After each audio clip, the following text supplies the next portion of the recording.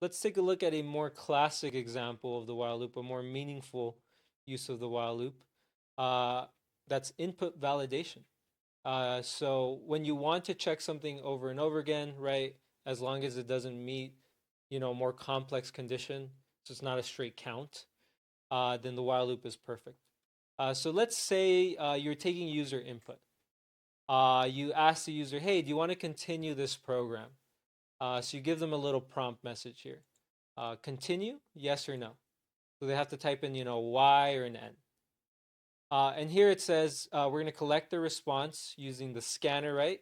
So the scanner method dot next line will grab whatever they type in to the keyboard. They type in, hit enter, input dot next line grabs it and assigns it to a response. So that response should have a Y or an N. But users don't always follow the rules, right? Maybe they mess up. Maybe they didn't lowercase it, right? Maybe they capitalized it. Or maybe they accidentally hit the T, right? It's right next to the Y. Or maybe they hit the M, it's right next to the N. For these mistakes, right, that could cause errors in your program if you don't properly handle that erroneous input, right? Those user errors, because users make mistakes all the time. It's just expected. So what you can do is use a while loop to validate their input to make sure, hey, does this input fall within the bounds that I gave you? Yes or no.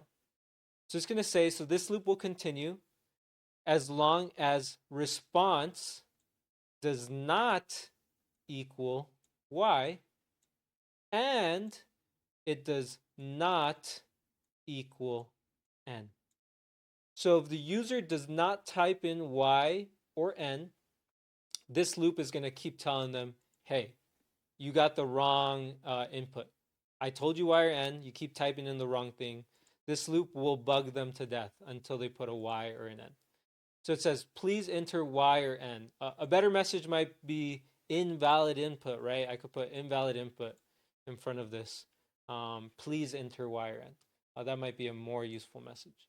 But yeah, this is a classic input validation loop. And again, after we reprompt them, so we're asking them, hey, try again. Then we're going to collect their response one more time. And then we're going to check, hey, is the new value of response, because we reassigned it, did they mess up again? Did they not? So if they did mess up again, it's going to loop, loop, loop, loop. Once they finally get it, it's going to move on to the next statement. So classic input validation loop. This is a real example of where the while loop is better than the for loop. The for loop wouldn't make a lot of sense. Again, it is possible technically, right, to use these interchangeably, but you're gonna get things that don't make sense, that aren't doing anything right if you pick the wrong loop. So this is definitely not a straight count, not a fixed count. So you don't know how many times this will run. It's a more complex condition. That's where the while loop is way more useful. So yeah, check it out. Loop will continue as long as the user enters anything that is not Y or N. So again, this is called an input validation loop because it repeats until the user enters a valid input. So as you can see, this will run 5 times, right? Because that last one won't execute.